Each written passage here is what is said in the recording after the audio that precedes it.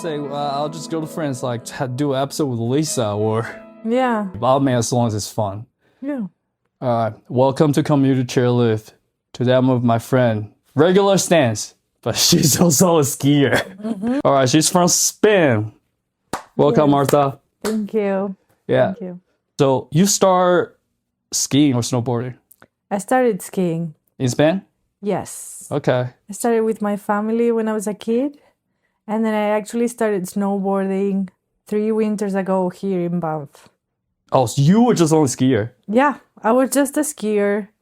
And then I started snowboarding for fun because I had a lot of days that I was just riding on my own.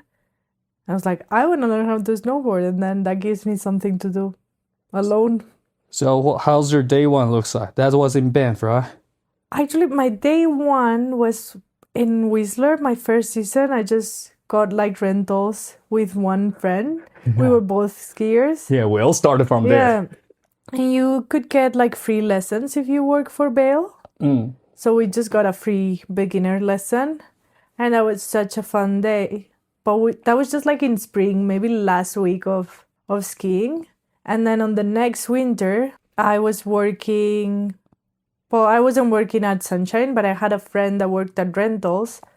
And I was like, hey, because they get free rentals. I was like, hey, can I get a board and boots and just snowboard? She was like, yeah, it's fine. So she got it pretending it was for her. And then I used it the whole season until I bought my own Was board. it rice slice? I don't know. No one said anything. So Fair enough. So this is your third winter winter in here. Banff. Yeah. So you only been riding for This is my third winter. Yeah. damn, and you're riding good. I mean, yeah, I also had a lot of friends that were snowboard instructors, so they taught me oh, fair a enough. lot Yeah, and helped me a lot. that's crazy. So that was only your second winter. You're Yeah. taking level 2. But I failed the ride. No, but you're thinking about taking level 2. That's pretty fast. Yeah, that's also what they said to me when I failed. They were like, "You just need more time on the snowboard. You're Yeah. rushing it a little bit." Yeah, I wasn't being aware it was your second season, but I'm not saying, of course, you failed, but it's like, it's only your second season. Yeah, it makes sense. Yeah.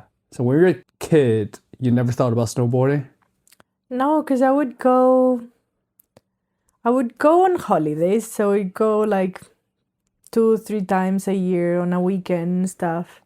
And like I already knew how to ski.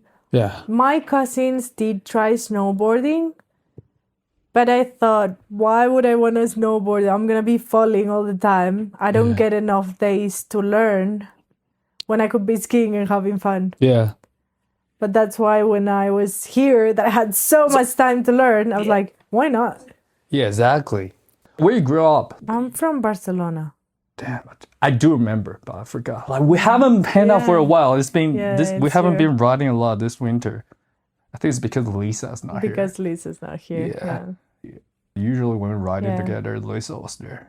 And like last year, I was only part-time at ski school, so I would have more mornings off.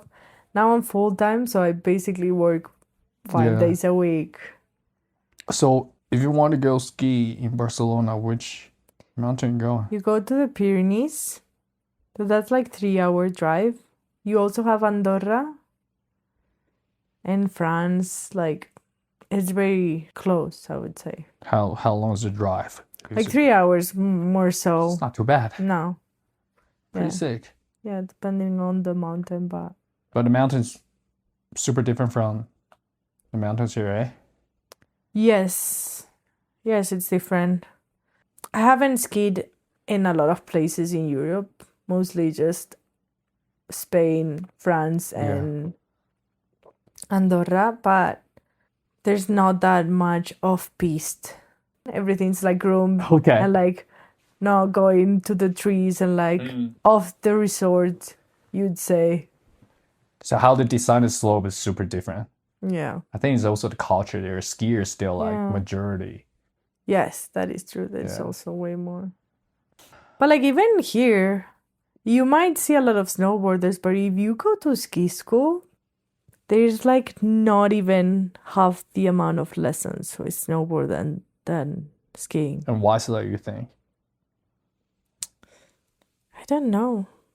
Like more, Yeah, I guess a lot of people think skiing is easier to learn, or a lot of adults maybe they're also skiers, so they're like, put my kids to maybe, or like if snowboarding, it's like what we were saying, that it has this style that you're sticky and like cool. Maybe people think it's like, oh, I'm not that kind of person, so I'll just try skiing. However, I heard these people interviewing kids. I think they're in their 10 to 15 years old. I think there might be a trend that younger generation thinking skiing is cooler than snowboarding. Because in the interview, they're like, yeah, skiers now, we don't like one snowboarder. Maybe it could also be like, did you see the Olympics, like the Winter Olympics? Yeah, once in a while. There's more sports with skis, involving skis, than snowboarding and the Olympics. They're also pretty cool and sick. Like if you watch the Winter Olympics, you see more skis and a lot of stuff. So I don't know, maybe... Yeah. Like the ski sports are really cool. Yeah, I know what I'm saying. It's more diversity or more possibility for a kid to explore there. Yeah, I don't know. Yeah.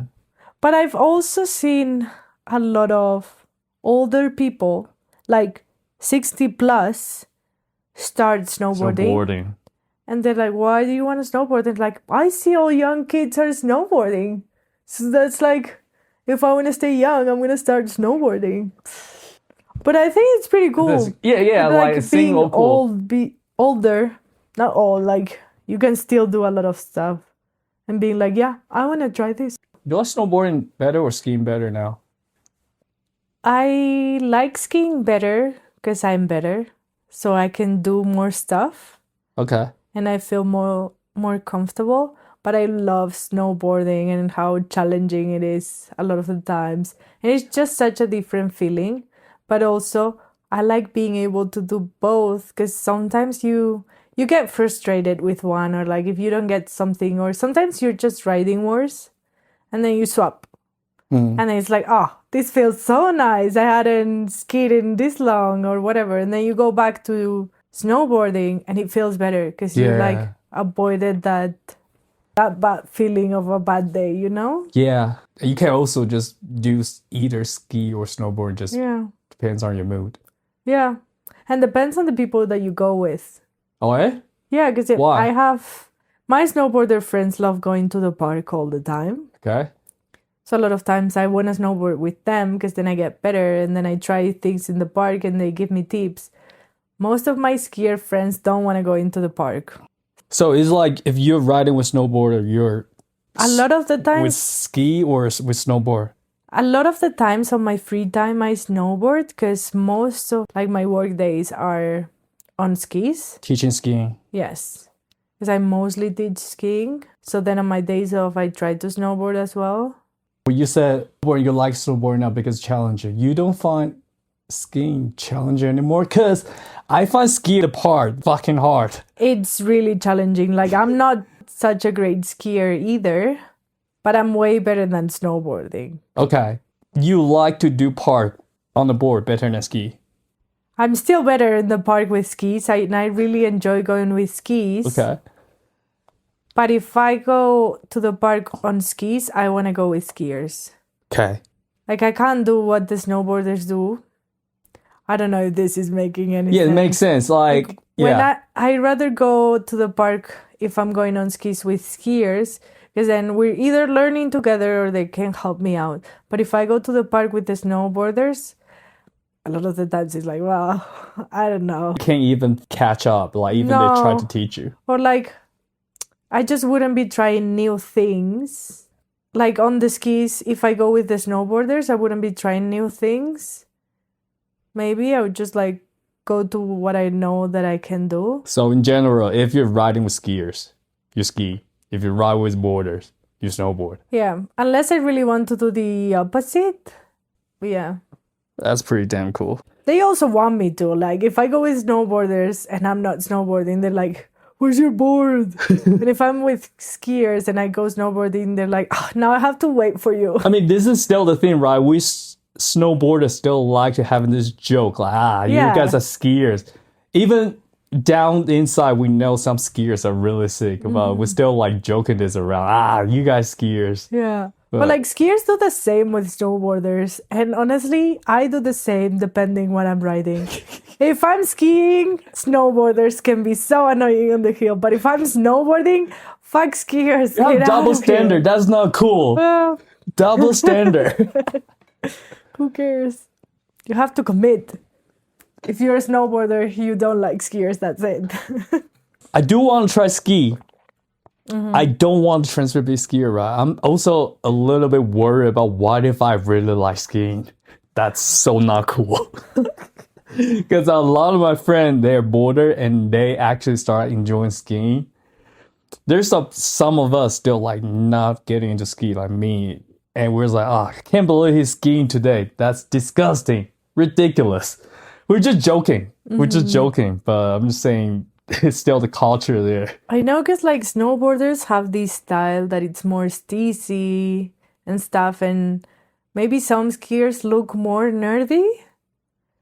But there's sick skiers. They can do crazy things. I mean, 100% and skiers agree. on the park are like, in my opinion, more impressive than snowboarders, because like I think it's way more dangerous with like I skis. shared this so many times. Every time I see skiers on those features, like I can't even really do it on the board. It's like, how do you guys do it?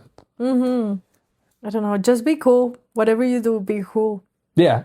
If you become a cool skier, by the end of the day, once you start snowboarding or skiing, you're cooler than most of the people. I mean, those people doesn't even ski or snowboard here.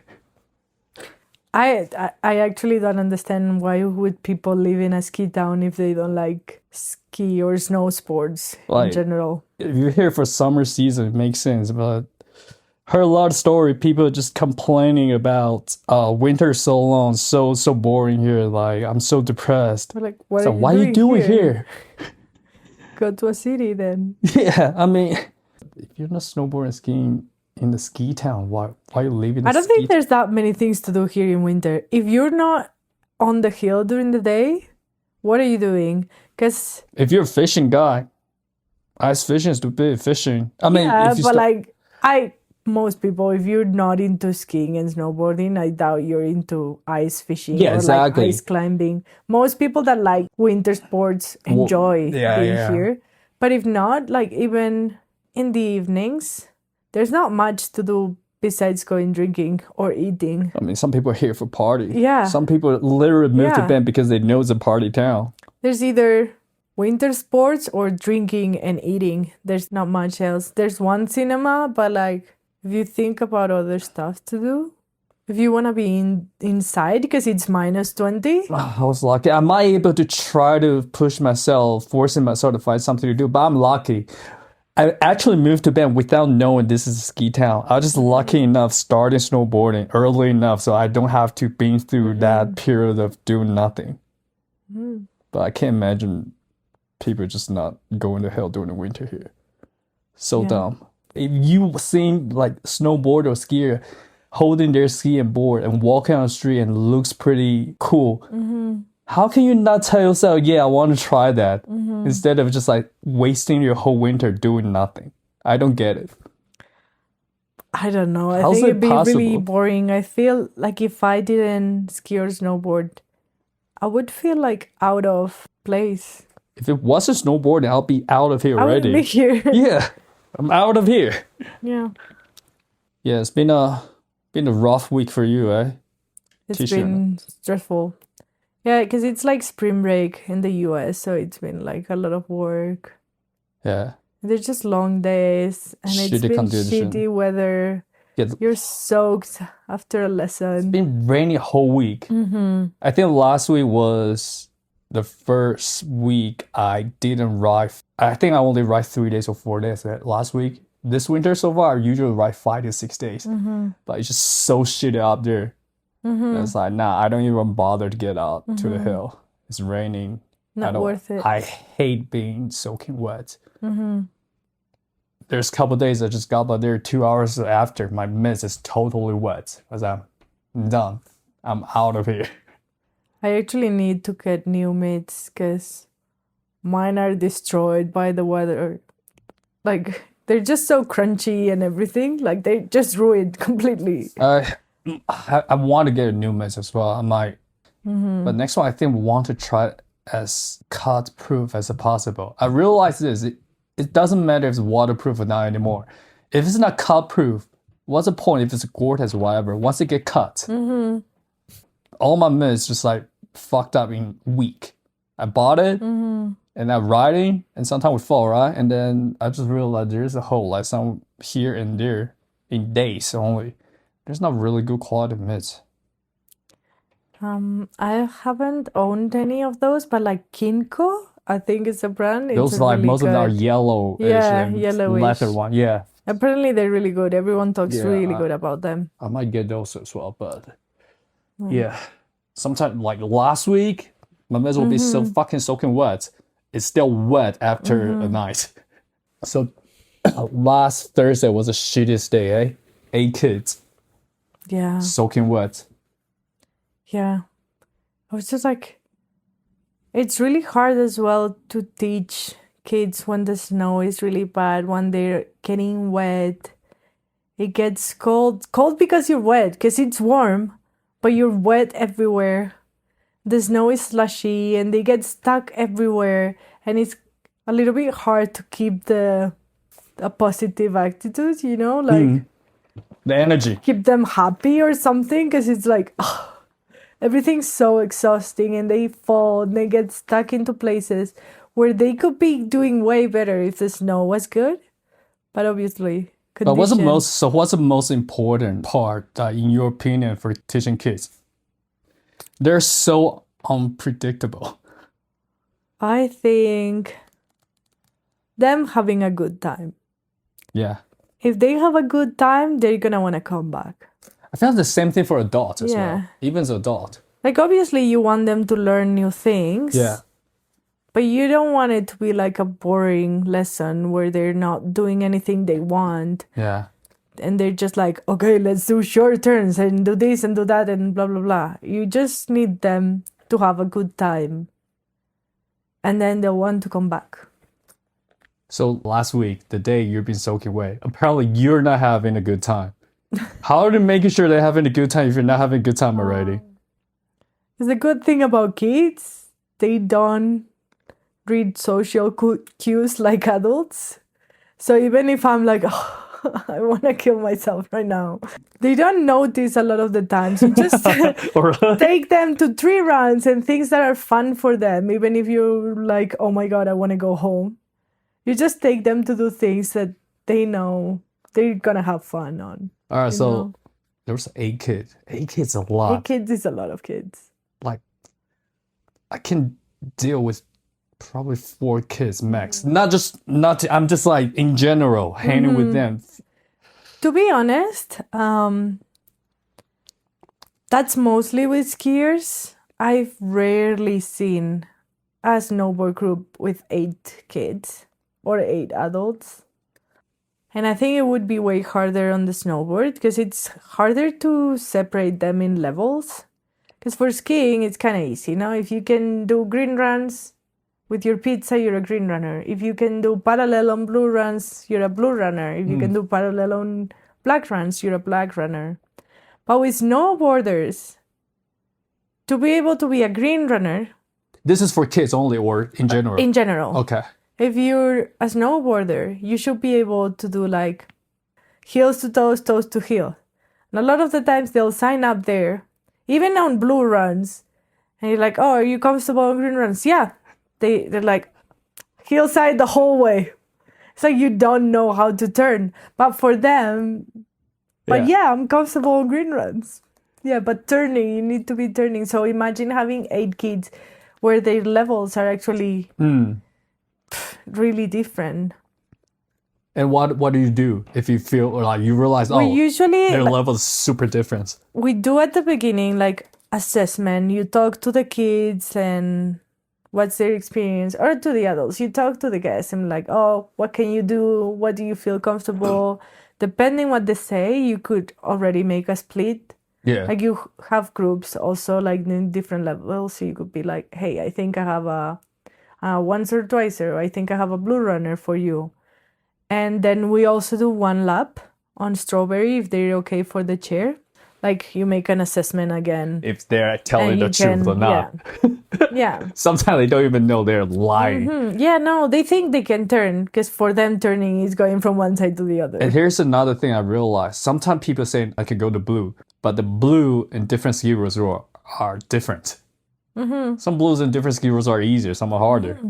I feel for sunshine, a lot of black is just like a blue. I can tell the difference between those blue and black. Yeah.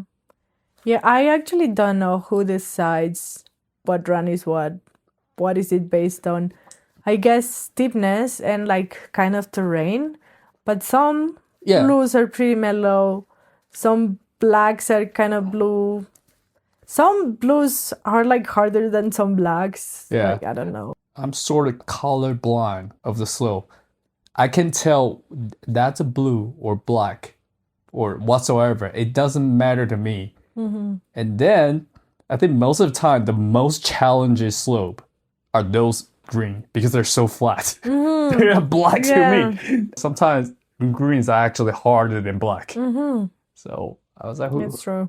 who decided it's a green or black? For me, that flat part of Angel, that I don't know how the runs go, that's green on Angel. It's a triple diamond black to me. I would never want to go there. It's too flat. Yeah, I agree. That's an awful green. I hate people say, oh, let's do this black. I can do this black. This guy, have you tried this double black before? Oh, that's only the blue. It's like, why do you care? If it's fun, what does it matter? Exactly. There's still like some really cool side hits you can find everywhere. As long as you can make it fun. I super love the green runs in Wolverine. Green is on the left side, the cat track, better than those blue and black on the right. Because I hate the last flat part. Oh, yes. Before it actually adds to the goal side. Even there's a lot of really fun side hits, but not speed or momentum to actually hit that in the fun way. And then I don't really enjoy that part. Yeah, I get what you mean. Comes to teaching adult and teaching kid, which one do you prefer? I prefer teaching kids. And why is that? Like medium age kids, if that makes sense. Because there's like very little kids. Kids 3 to around 5, 3 10 to years 6. old? It's really hard. Because a lot of the times they don't even have the muscle to stand. I mean, it's not just kids, same as adults. A lot of adults coming in and saying, I want to learn snowboarding, and they've been couch potato for 30 years. Yeah, but it's different with kids when you see them really small. It's like, you are trying, you just can't physically do it. Yeah. But I prefer kids that are like medium age, like 8, 12. 8 to 12. Yeah, those are great because they usually really want to ski or snowboard. And like they're very active. They really want to get better. And it's easy to talk to them about anything. Because with adults, I'm like, okay, what do I talk to them about on the chairlift? It's like, what do you do for a living? I don't really care. I don't care. Small talk with adults is boring, but with kids, it's like, what's your favorite color? What did you have for dinner last You night? actually care. Yes. And they love it. And they just talk about easy stuff. Like, what's your favorite movie? Or like, I don't know. Or they start telling you stories about their family or their mates in school or whatever they did on holiday. Like, it's just, kids are easier to talk to about things that are not serious. Yeah, I guess so. But with adults, it is easier sometimes to explain them how to do an exercise, and they will listen more carefully and understand you better. Sometimes kids, they're not even listening. They just want to go riding.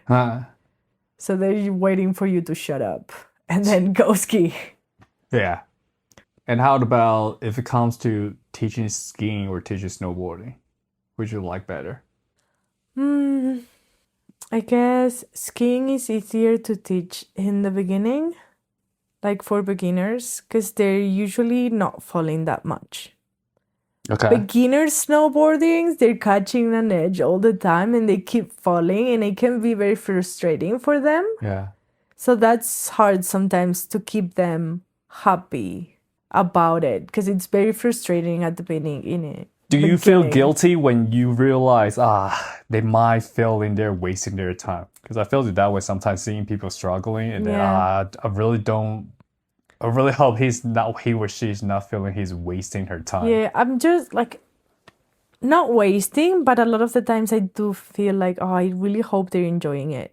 Yeah. I really hope they're having fun, because if not, this is just miserable. Yeah. Because if you keep falling and falling and falling, it can be very draining, and maybe you end up hating it.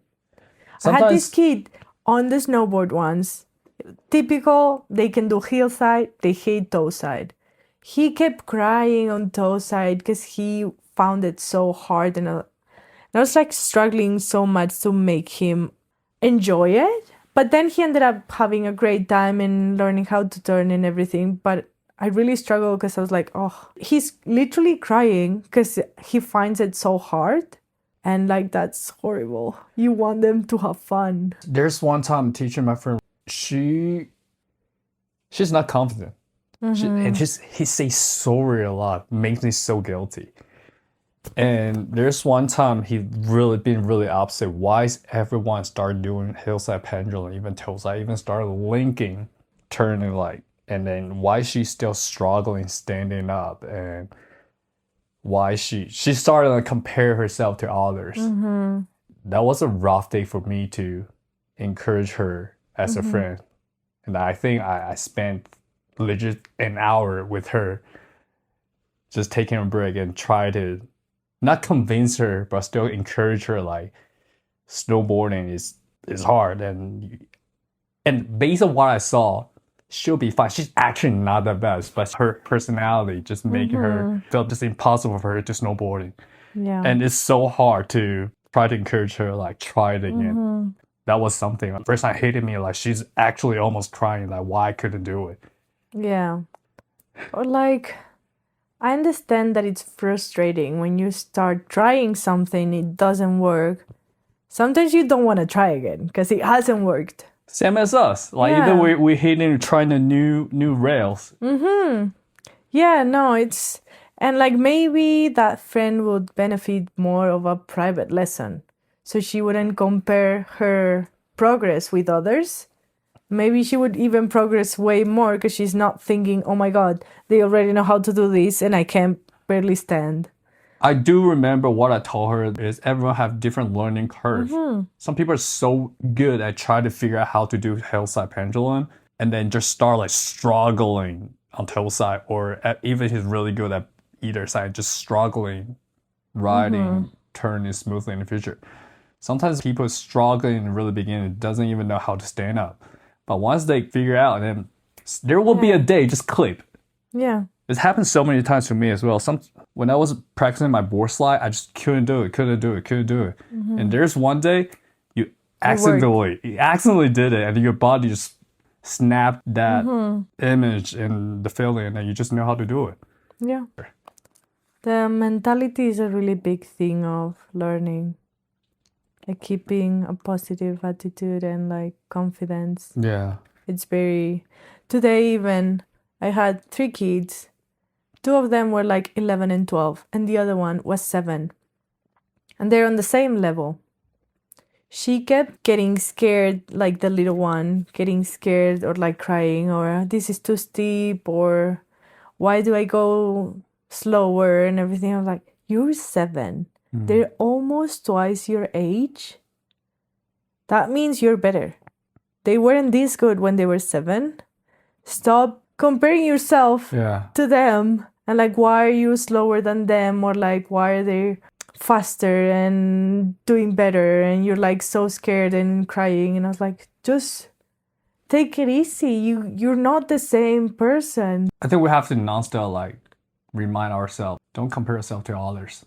So my friend Shusuke said, he once said, I never heard anyone say it before, like he want to be his favorite snowboarder.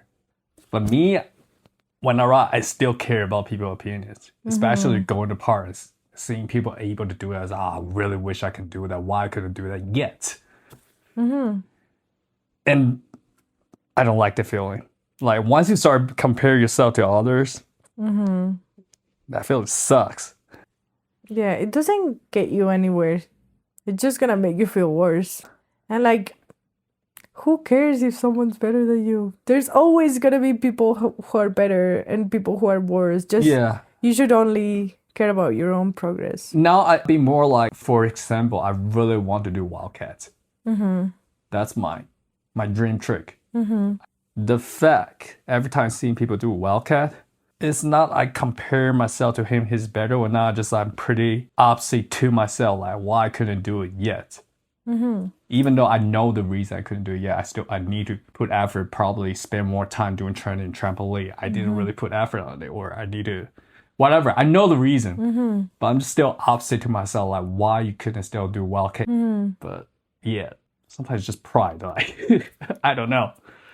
I felt myself prone to compare myself to others.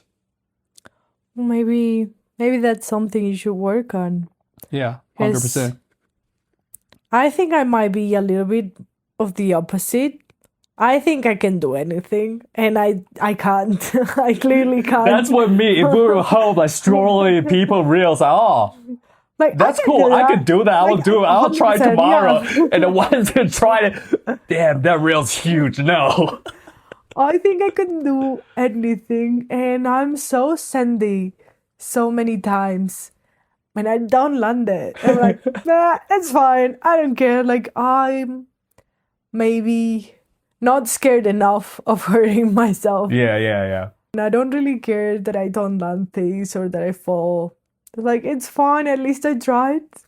Like, I'll keep trying and it'll work. I don't know. If you're having fun on the hill, that's all right. I think I'll forget those bad feelings, the comparison, like, or I have a certain goal. I want to try this trick. I didn't land it, but at least I tried. And then on the way back to town, I'm still feeling I had a good day. At least I came out, hit a slope instead of not doing nothing. Yeah. I mean, we all started from there, eating shit. And like, I get sometimes it's embarrassing to fall when you try something. Like, oh my God, these people who are really good at looking at me and I just ate shit. And that's kind of embarrassing. It happens to everyone. But end of the day, I don't really care. I stop feeling that way now. Like, because you teaching people snowboarding and skiing now. I teach my friend as well. Like, we never really seen people falling down funny. I'll be more like, I'd rather you falling down than not trying new thing. If you're not falling down, that means you're staying in your comfort zone. You're not stepping out and trying something new. If we proudly telling my friends, oh, I didn't fall even once on the hill today, I was like, all right, whatever, good for you, but that means you're not trying something new. Yeah, you're not trying hard enough. Yeah. Still a way to ride, but I don't find it fun. I mean, it's still creeping out sometimes, especially seeing people doing really cool trick. I'm only just falling down for this mediocre trick. But yeah, that mental thing is really something I have to work on. All right, it's coming to comparison. Do you compare skier you to snowboarder you? Not really. I can't really compare because I've been snowboarding for 3 winters. I've been skiing for so much longer. Okay. They're like really different sports. And I know that I'm clearly better at skiing than snowboarding. How different? What's the difference between skiing and snowboard to you? Just the feeling is completely different. You mean physical feeling or physical feeling? Yeah. Like body position is different. Actually, a lot of the times when I'm training on snowboarding, they're like, you're snowboarding like a skier.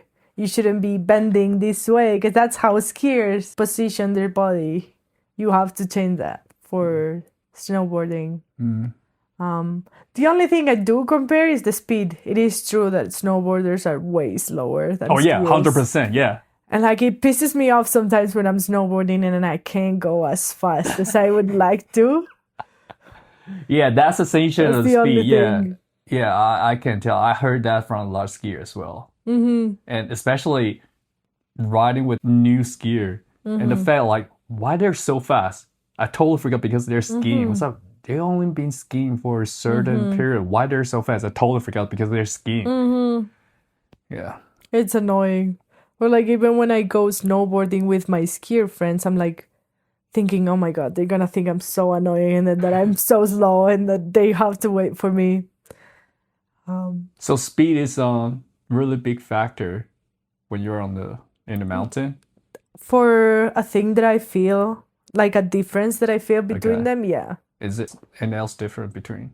Let's say you want to ski, do you feel like you want to do tricks more on snowboard or I want to do more things with skis, but maybe I challenge myself more with the snowboard because I don't know, because I do feel maybe I do feel a little bit bad when I'm snowboarding if I'm going with people that are really good because I feel that I'm not that good and that they're gonna be thinking that like that I'm slow or that I'm not as good or whatever. So I try to push myself a lot with snowboarding to keep up with people and not have the feeling that I'm annoying them or something, which I never am. They've never said that to me. Like, I know that's not a real thing for a fact because I've never felt that way with anyone.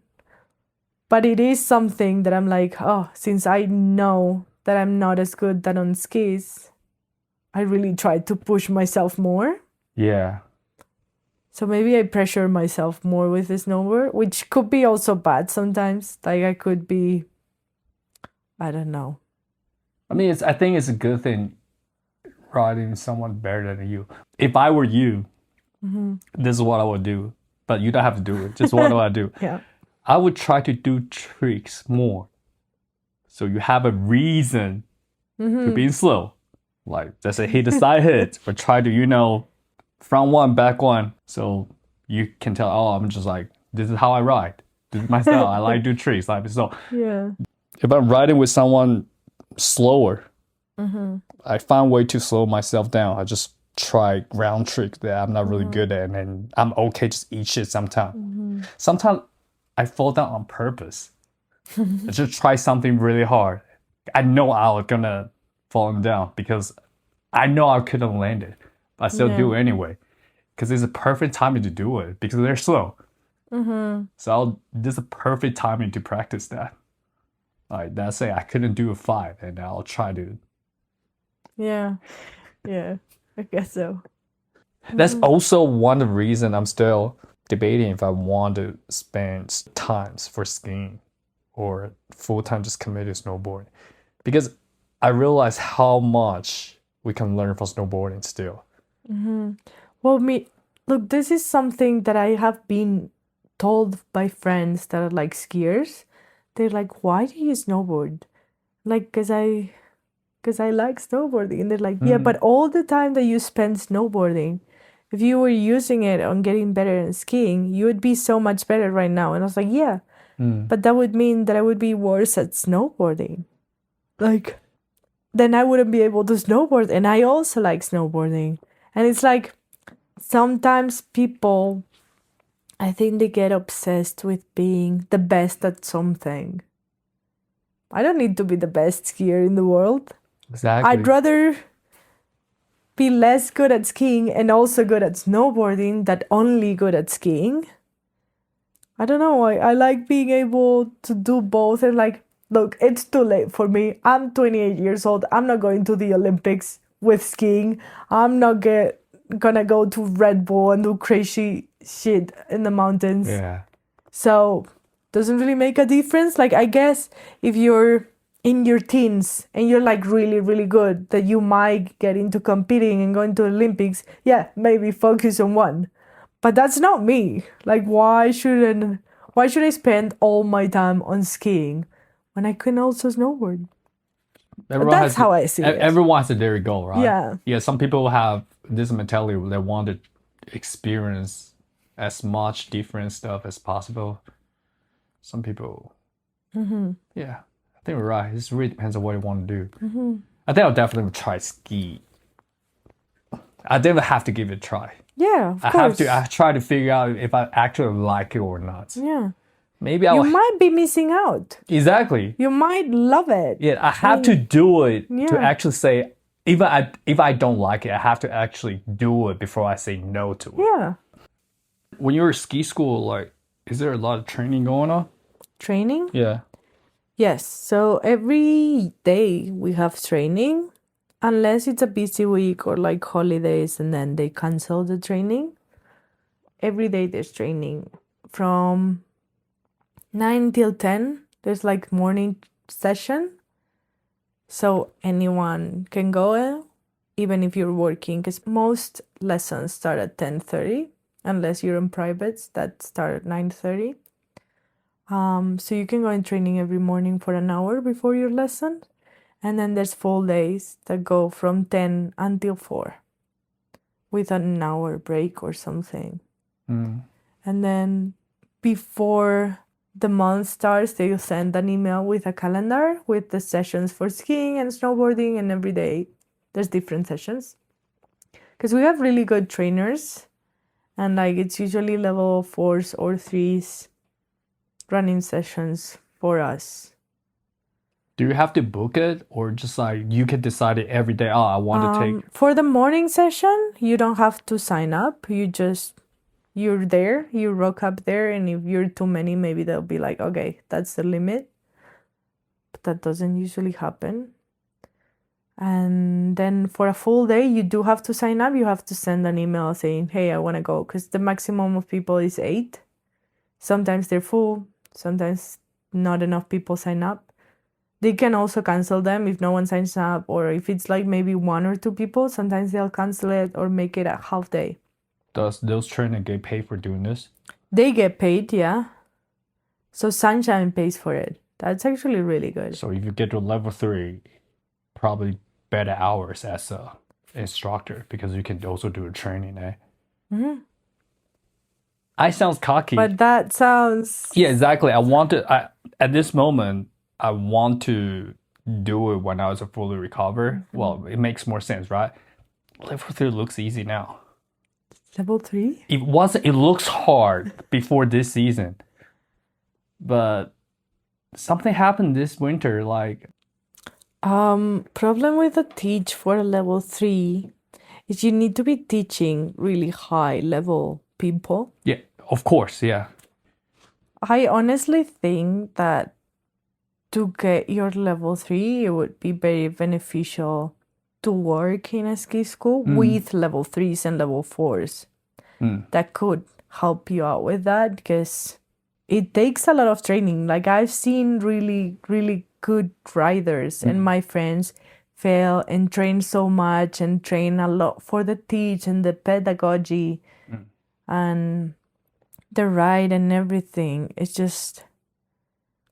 a lot of work. I'm not saying you can't do it. I'm just saying everyone needs some like support to get through that and to get to the standard, that it would be really helpful. Have you overheard any most common issue for people struggling getting level 3? I guess everyone in general, they struggle with short turns. Okay. Same as level 2. But you have to ride a switch. Even on skis as well, short turns is like a hard one. But no, most of the times, it's just everything. People kind of fail everything because they look for they want to see that your core competencies and the advanced competencies, that you can ride with all of those through all the requirements that they ask, like it's not even like, oh, you're failing carving, you're failing switch. It's that you need to be able to do the mandatory maneuvers with the right skills.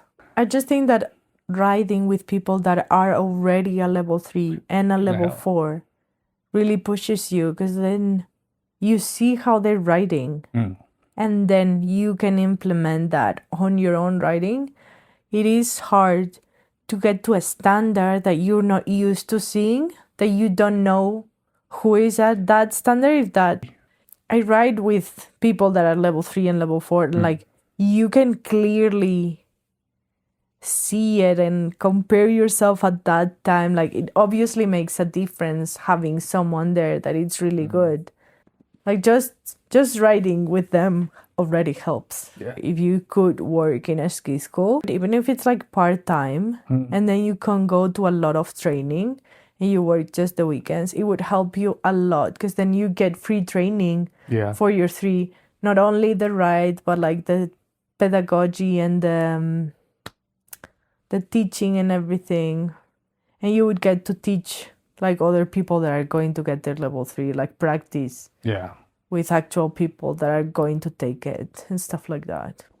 For me and like most people, like it's really hard to get to that standard if you're not being trained by people that are over that standard, you know? Cool. Fair enough. How about your level 2? Are you still thinking taking level 2 for your snowboard? I'm on level 2 ski, and I passed my teach. I'm gonna do the retest of my ride in April. In April? Well, I mean, you did a lot of training for level 2 this season, I guess. Like, since you just shared, like, it's a lot of free training. Yeah. How confident are you? Like, how different are you compared to a year ago? I think I'm a way better rider and I'm more confident. But I still, as I was saying, I'm mostly on skis, so it's hard to get the time to snowboard enough.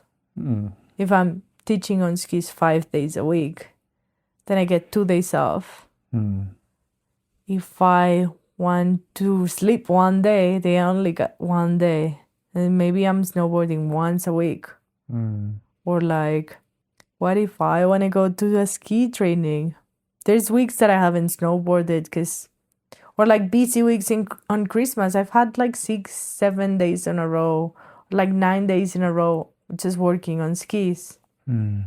So I know I'm definitely better, and hopefully I'll pass. That's it. You know you have a ski lesson going on. Do you still like go in that free training session on snowboarding, and then you go back and get your ski after and back to ski?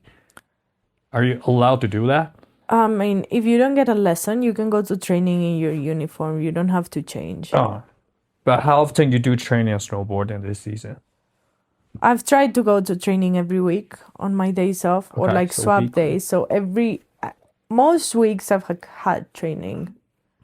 It also aligns with my schedule, and like the training also needs to be addressed for something that's useful, because like sometimes my day of level 3 training snowboard, I can't go to that.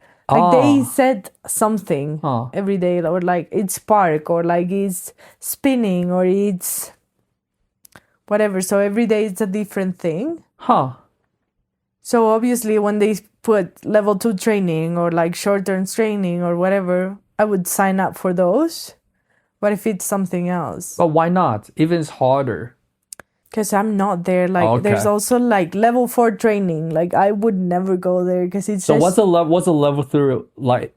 Do you know what they do in level 4 training? No, I don't know. You don't know, like there's no, but I have no idea what they do. Probably also short turns and switch and stuff, but like on way harder terrain. But obviously I wouldn't go to those because they're not directed at me. I'm not at that standard. Like it's impossible for me. Okay, fair enough. I mean, they wouldn't tell me no if I sign up. Yeah, gotcha. Like, yeah, but it's just like you feel like. And why would I go there like to embarrass myself? April, eh? It's crazy. It's been a year. We're doing all the practice on the gondola. How upset were you? Because I still remember your face on the last day. How upset I was? I was very upset. I don't want to say disappointed in me, because I tried really hard and I tried my hardest. If I'm not at standard, that's okay. But that face is 100% upset. Don't tell me that's not upset. No. I was upset and I was sad and I cried. Oh, you cried? I don't remember you cry. Yeah, well, I tried not to cry in front of everyone because I don't want people to feel sorry for me. But it's like, I think I was allowed to be upset. I worked hard for something and I didn't make it. That's okay. It's not the end of the world and I can try again. But obviously, I really wanted it. Yeah. And I didn't get mad at my examiner, course conductor. Like, they felt me because I wasn't there. Sometimes people feel like, oh, it's not fair or whatever. I'm like, no, I agree. I didn't make it. It sucks, but it is what it is. I'll just try again. But yeah, obviously I was upset. So what happened last year's short turns, eh? Yeah, I failed my short turns. Yeah, that's what I remember. Everything was alright about short turns. And to be honest, I felt really blocked with short turns this season a lot. Every time I try them, I just felt really off. Because I get really nervous in exams in general. Like, I don't like the feeling. So I think I underperform when I'm under pressure. You know, sometimes people, when they're under pressure, they do better. I do worse. I panic and I ruin everything and I make it worse for me. But do you do anything on that? Or you just try to focus on getting better on writing? I've been trying to get better, so then when I'm nervous, I don't get that bad. If that makes any sense. I remember this one day I was training for short turns. I had the whole day we were training in general. And then when they said, now short turns, I got so nervous and I did it so bad and I cried. I literally cried on the chairlift thinking, what are you doing? You are training with friends. This is not an exam. You're not failing anything right now. Like, calm down. It's not a big deal. You're just training. And after that, I really tried to be like, this should be fun. You are trying to get your level 2 because you love snowboarding. You shouldn't be having a bad time. You need to calm down. Do you think the reason it cries is because the trauma from level 2? Yeah, but like, I wouldn't say it's a trauma. It triggers. It triggers feelings and like frustration and like, I don't know. I'm bad with exams. Once you didn't learn a certain trick one time, let's say you have a big fall on doing back 3, and then next time you're thinking about back 3, once you try to do it, you just couldn't commit it because you're like scared that you're gonna fail again. So for you, it's short turns. Yeah. That makes sense. I mean, yeah, I think that's really common in I don't know skiing, but in snowboarding. Like, you try a certain trick or certain movement that hurt you before, like either emotionally or physically. Well, stopping you to try doing that, trying to do that again. Damn, that's a hard thing. I think probably same thing, not just in snowboarding, just in general I life. guess that's Yeah.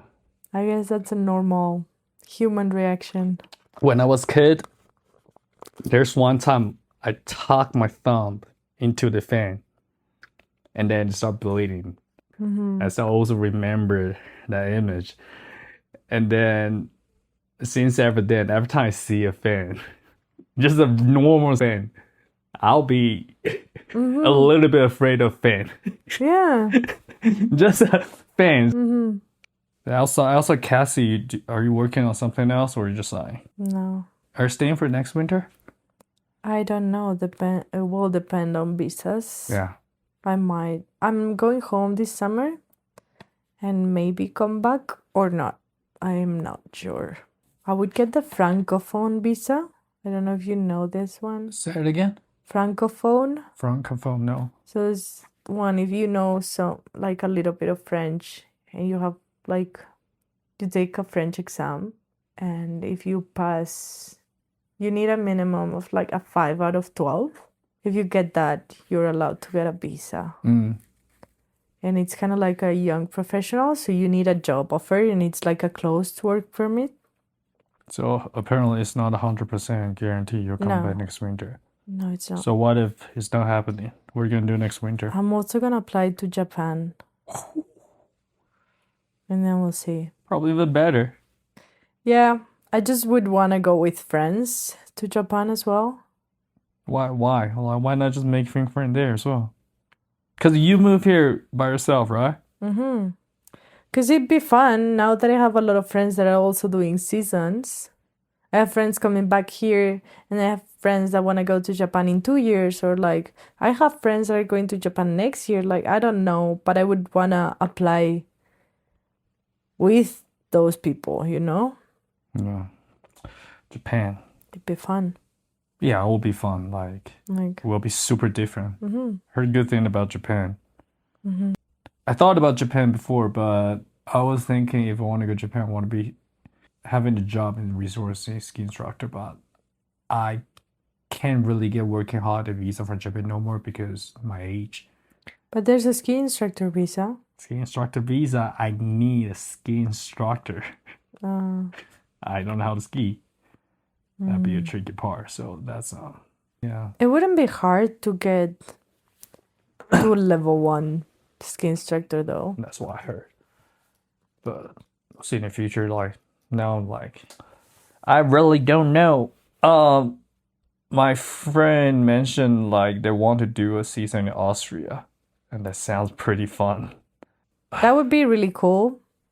I don't know if you could get a job instructing in Austria if you don't speak German or Austrian. However, talk to you today. After talking to you today, it gave me more motivation to get level 3 because it seems like level 3 will be more like financially wise will give you more. Yeah, obviously it's easier to get a job if you're a level Like 3 and you get paid more. More stable hours, yeah. But if you go to Austria, you need to speak the language. Yeah, but I'm just saying like in general, like if you got level 3, I'm probably able to find a job offer in Japan. Just being working for Cassie, I don't really need to teach ski. Maybe I don't know. I Who knows? have no idea. I mean, at this time, everything's changing so fast. This world, maybe next year Japan will open a visa that you don't need a ski instructor certification required. Just move there. That might be a case. Yeah. You're working tomorrow? Yeah. You got courses booked already, or you have to figure out tomorrow? Like the lessons? Yeah. Let's see the schedule.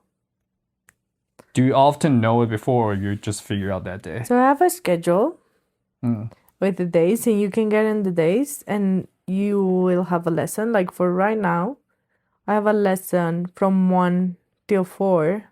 Okay. And that's a kid that I had today, and he requested me for tomorrow.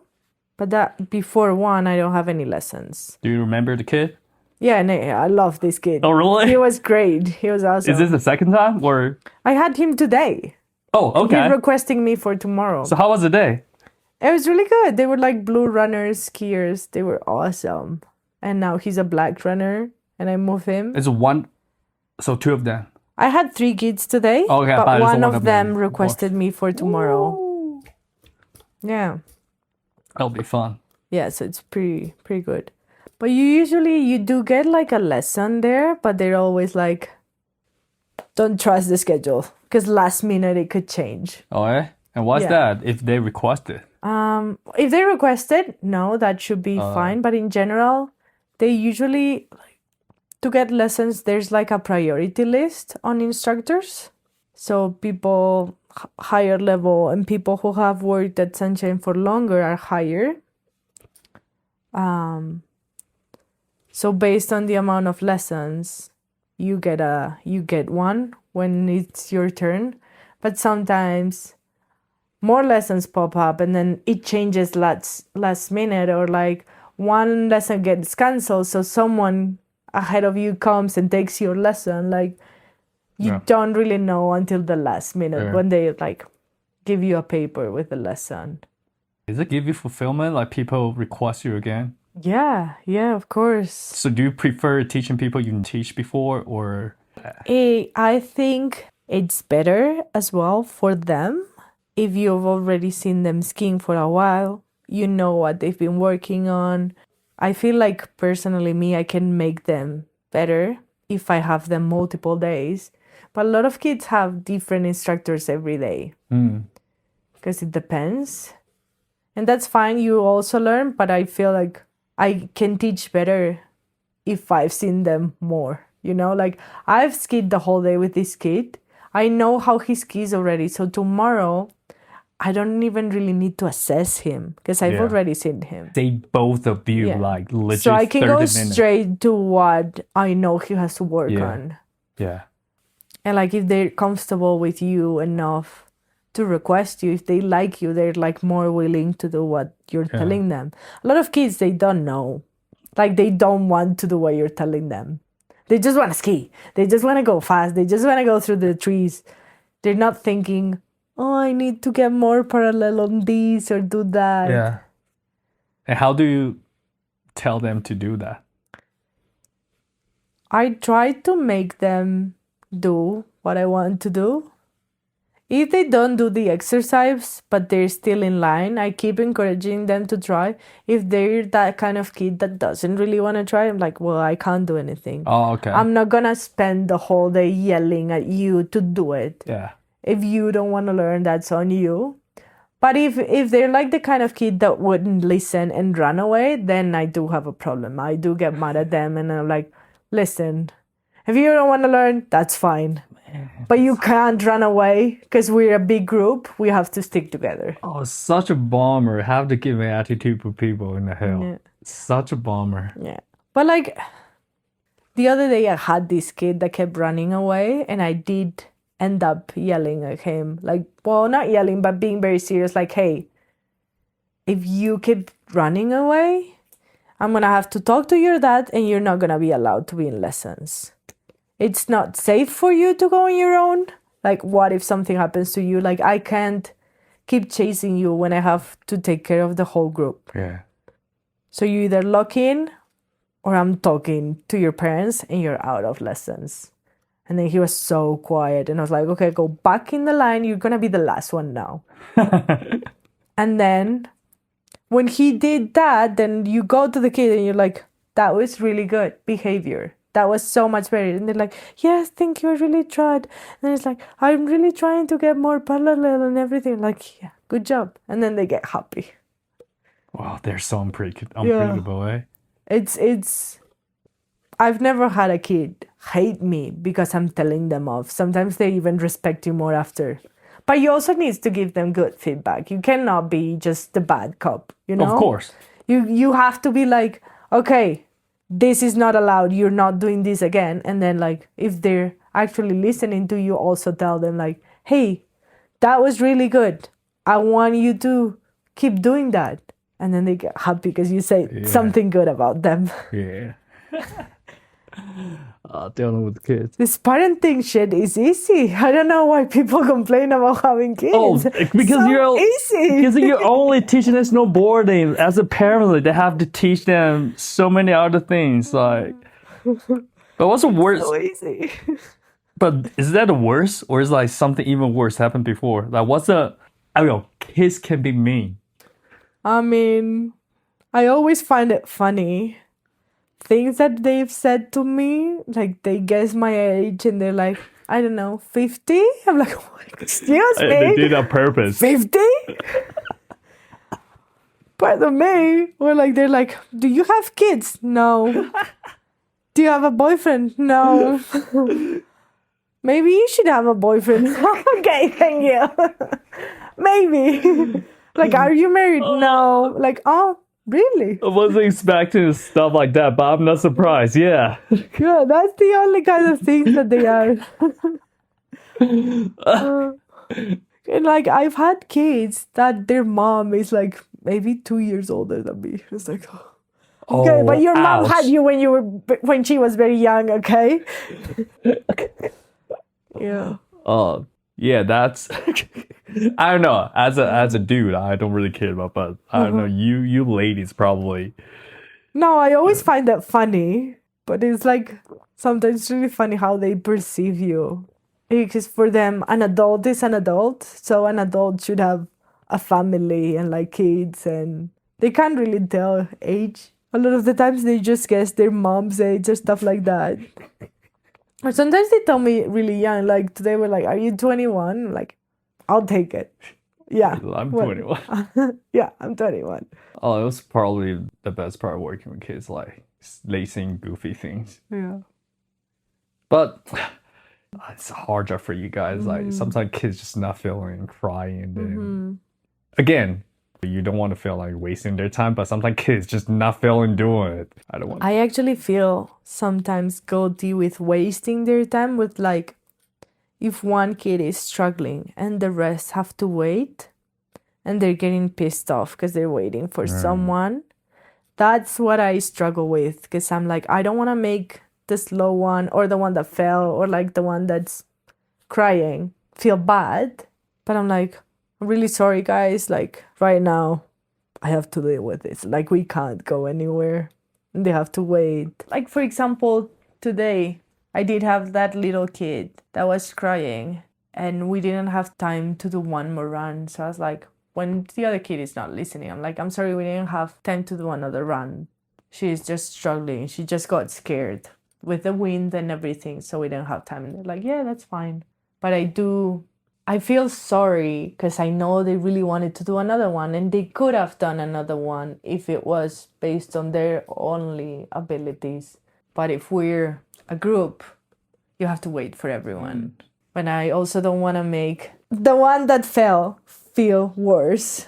If I were you, I might tell myself, there's a reason you guys are in the group because you guys parents pay for a group lesson. So this is the consequences or the risk you have to take as a group. That is right? Also Well, I true. probably put it this way, like yeah, just tell you, of course, not telling them directly, saying like having your parent booking a private lesson for you guys next time, but I think it's probably easier way for instruction. Like usually they don't say anything. Or like today I could see them being like, oh, but they don't say anything. I'm like, guys, she's 7. She's scared right now. She can do it. And like then later they were like, you can do this. It's fine. Blah, blah, blah, and cheering her up more. Like sometimes when someone has complained like, why do you keep falling? I'm like, listen, we're a group. We're not going to be mean to each other. They're learning. They're falling. It's fine. It's not a big deal. Like, if you're just going to make them feel worse, it's not going to help at all. There's so many lessons to learn from them as well. You probably learn a lot of lessons from them as well by teaching them and just reminding yourself, don't do that to other people. Yeah, because even sometimes I could be thinking like, oh my God, that kid has fallen 5 times already. Like, stop falling because we can't stop. Like, we're stopping all the time. But obviously, I'm not going to tell them that. And then when I see kids complaining about it, I'm like, okay, they're learning. Yeah. It reminds me to be more empathetic sometimes with situations. Be like, okay, they're learning. It's hard. And a lot of the times it's like, they haven't skied in 1 year. They're like, this is their ski holiday. Last time they skied was last February, like last year. It takes some time. Yeah. Teaching kids. It sounds like you guys are super patient. Or not, as long as they can't tell that you're not patient. I mean, soaking wet, dealing with 8 kids, I don't know. That was hard. That was hard because I could also see them soaking wet. I had this girl that had her hair out from the helmet. She didn't have a buff. Her hair was dripping, and I was like, "Oh my God! It looks like you just had a shower and went out skiing." But she was having a good time, I guess. And she was okay. And I was like, "Are you? Like, do you need to go inside? Like, your hair is so wet right now. I can't imagine having like little drops going through my neck into my clothes because." That had to be happening. And what she said? No, a lot of the times you ask kids and they're like, it's fine. And like, are you sure? You don't look fine at all. Yeah. And even like sitting on a chairlift with them. Spending time on the chairlift with 3 other kids. All right, you have 8 kids. How do you decide who's going with you? And that's how you guys go strawberries. It's 9 of you, including you. Yeah. 3, 3, and 3. 3, 3, and 3. I'm like, groups of 3. And I always go on the last one. So I'm like, okay, 3 go. 3 go. The only rule is that they can put the bar down. If there's like someone that is really small, they're going to go with me. All right, so the smallest 2 go with you, or the Yeah, or slowest like dude. a smallest can go with someone if they're taller, and the other one can put the bar in that. What if there's like 4 that say, I want to ride with you? How are you gonna pick? It's like, we'll go together this run, the next chairlift, I'll go with you. That doesn't happen though. Maybe like sometimes someone wants to go with you all the time, and that's fine. But a lot of the times they make friends, so they're like, I want to go with this one. So they're like, cool. Or they want to go without me. That's like, oh, no, we want to go without an instructor. That's most of the case. 3, 3, and 3. I never thought about it. That's a dumb question. I'll be like, okay, just not, or like it's 4, 4, and how about the last one? No. What's the biggest group ever? 8 is the 8 is biggest. the max for yeah, the that's policy the assumption. maximum. Yeah. Damn, 8 people. Like, even just riding with your friends, 9 people as a group is It's a big is group. too many, to It's be too honest. many. I don't think any group will stick together for 9 for the whole day. It's impossible. Yeah, it's hard. That's a party lab every lap.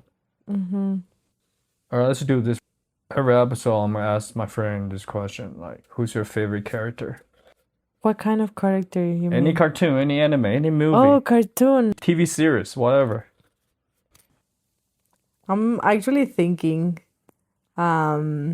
shows that I've watched recently. Have you seen Killing Eve? No, I don't think so. 18. That's a pretty cool show. No way. Yeah. Killing Eve. Yeah. So basically, Villanelle, she's a paid killer. all right. She kills people for money. Professional assassin. Yes, she's a professional assassin, and this is the police, the detective that's trying to get her and everything. And then fall in love. Not in love though. They have some kind of weird chemistry. It actually didn't go the way that I thought it would go. It's such a weird show, and it's so cool. Okay. And she's like so crazy, Villanelle. Villanelle. That's her name. Like she's like the character Villanelle. Yeah. The actress is Jodie. She's just nuts, and the way she finds it so easy to kill people and everything. Maybe I would ask her something about it, like, why is it so relieving for you to kill people that you don't even care about? You're killing people that you don't know. Like, it's not even a revenge thing. Does she have any really traumatized childhood or what? Yeah. They explain in the show. And you just couldn't relate it. Even you have that kind of trauma, how can you still doing well, she doesn't have I think she was born like a psychopath, like a sociopath or whatever. And you kind of empathize a lot with her in the way she explains a lot of the times that she doesn't feel anything. But I can't imagine how that feels, you know? Not feeling anything and not caring at all about killing someone. I'm not surprised. At this modern life, so many people are so numb by alcohol, by drug, by social media. A lot of people are not thinking, but I'm not surprised. But why you like it? Why you like her? Because I think it's very interesting to watch a character that is so different. Difference the word. Yeah. I like it see that way because like I don't see her as the bad guy even when she's an assassin, because the way she experiences stuff and emotions feels like a little kid at the same time, but like really smart. But she's just bad luck. Yeah, same feeling when I watch Joker. Joaquin Phoenix Joker. Yeah. It just felt so bad for him. I still amazed by how different we could be as human beings, especially living Beth. We're from different culture, people from all around the world. Sometimes people amaze me, like how it could be so different like this. I mean, it makes sense. Like different culture, we grew up in different family, but it's pretty fun to try to. I'm not always trying to dig in people's privacy, but actually curious about people's story. People's story with their snowboarding or ski journey is just so different. some people are pretty traumatized by snowboarding, which I can never relate. I heard a lot of stories, people saying like, oh, I've been through injury. Oh, there's one time someone hit me, or just something bad happened to them in the mountain, and that's stopping them from skiing or snowboarding, and I can't relate it. Yeah. I mean, for me, someone lost his Achilles still wanted his soul. I just don't get it. And people are so different. Yeah. That's true. How life and context shape you. Like, just growing in a different place will turn you into a different person. Even same place, same town, just from different family. Interesting. And how they say, there's not two people that see the same version of you either. There's no one who's gonna perceive you the exact same way that another person. When you look in the mirror and I look in the mirror, how I see you and you see me, we probably see totally different things. Like your skin probably green to me, but yeah. But I think that's a fact. Like, and that could be a bad thing sometimes. I think sometimes people start fighting just because we're so different. And also, like, the way you grew up makes you read me in a way than someone that grew up in like a different culture or country would see me. You know, like me being the same person that I am, All right, you are gonna perceive me a different way than someone else. So my impression of you are, like, for example, very drastic, maybe a very Catholic and religious family would look at me and be like, oh my God, she's a complete mess. She's lost her life. She's like, has tattoos and piercing. Like, it's the worst lady ever. Like, so, I don't know, like wrong for their beliefs. But someone that who grew up in a like very hippie family and very open-minded and everyone, maybe I'm too conservative. We're living in this world. People have their own opinion, especially after social media. This is justice. This is justice as well. This is justice. This is right. This is right as well. And then it's a fucking chaos. Yeah. Like that's what we're saying, the character we're saying about. Like you can say, oh, it's okay she's doing this because you traumatized that. Like we can justify her behavior. But I think you can understand where someone comes from and still not agree with what they're doing. Like I could understand that character in that show acting the way she acts because of how she grew up and what she went through, but I still don't agree that she should be doing that. Like I understand her way of like, she doesn't care. She makes money killing, whatever. And like, she's completely numb to murdering someone.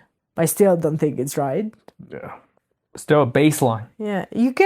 I think you can understand a lot of points of views and people.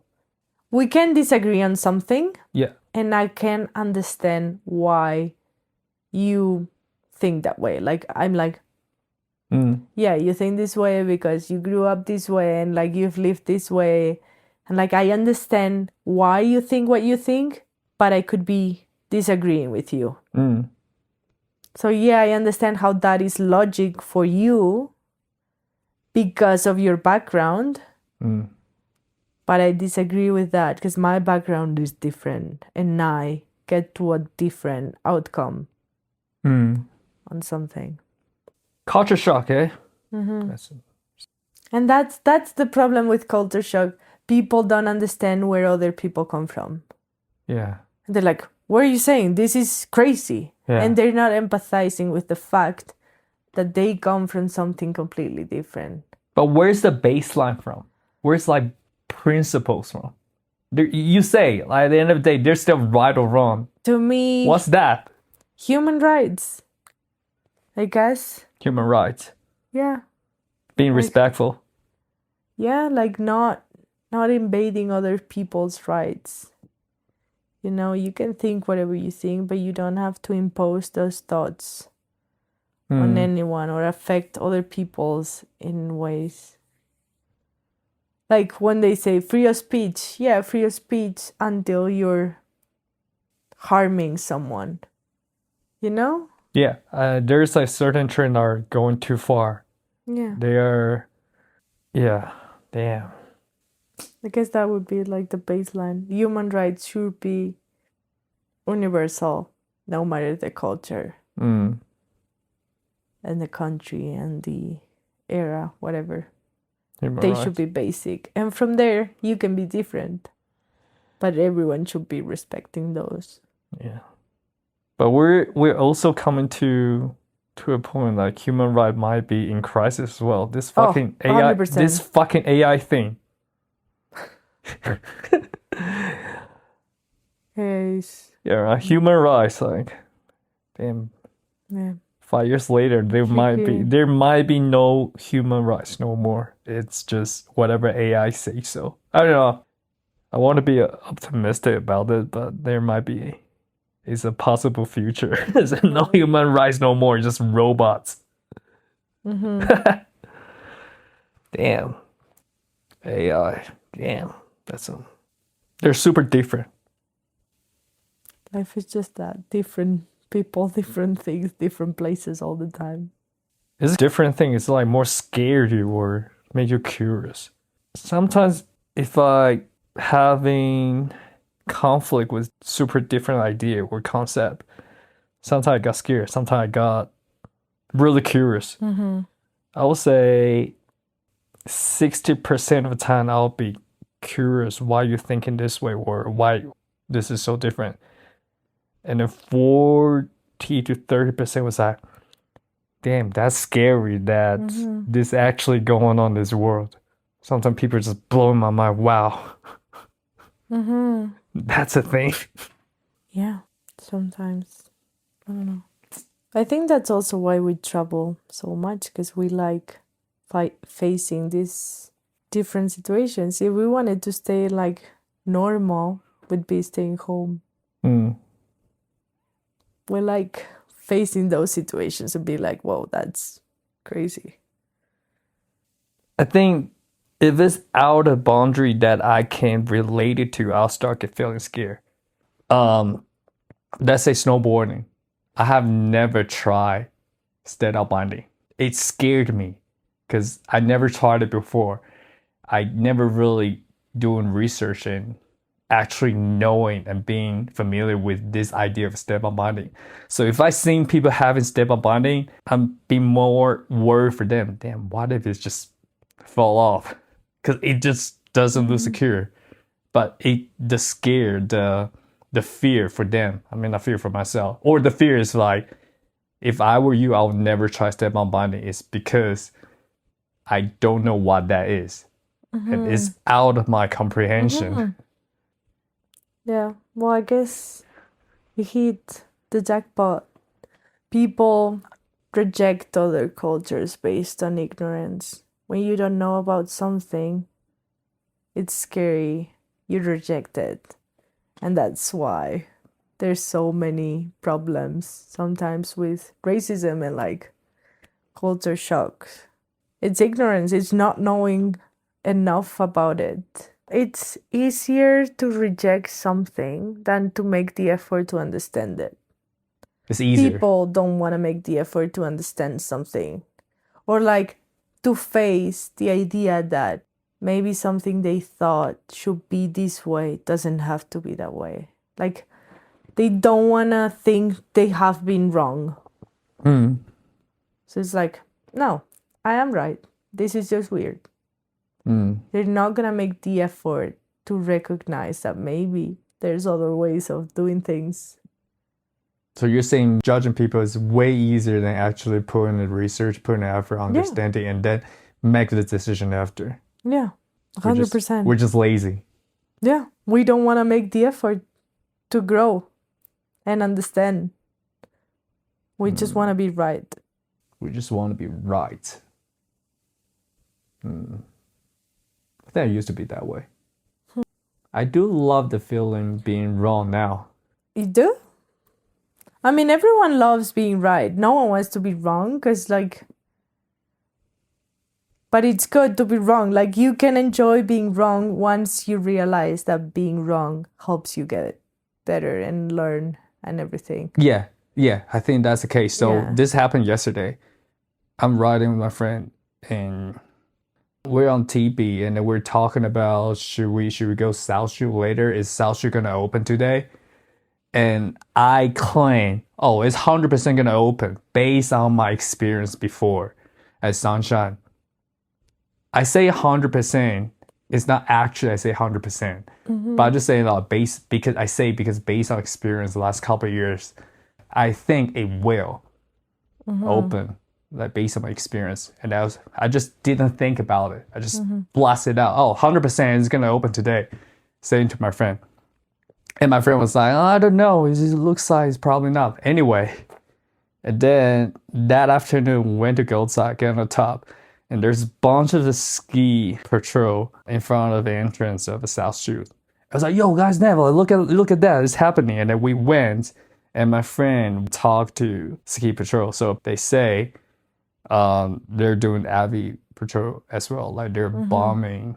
So they don't know. They might open today or most likely need another hours. So I was wrong. And I didn't feel bad when I come wrong. I just actually learned, all right, this might happen. I learned a new thing. Yeah. I was actually happy. Not happy I was wrong. I'm okay with that I'm wrong. And then start aware of it. I was wrong. To be honest, it's a really awesome feeling that you don't have to be right. Like when you want to be right, you want the result going the way you want. It's so tiring. It is. Like explain yourself is tiring as well. For instance, I don't have to explain, the reason I said earlier, 100% gonna open because I blah, blah, blah. Justify why you were wrong. It's like, it doesn't matter. It's so tiring. Yeah. It's not a big deal. Yeah. Oof. Yeah. I didn't think about the AV conditions. Now I know. I think it's really important to me. Let's wrap it up today. Thanks for doing this. It was fun. Thank you.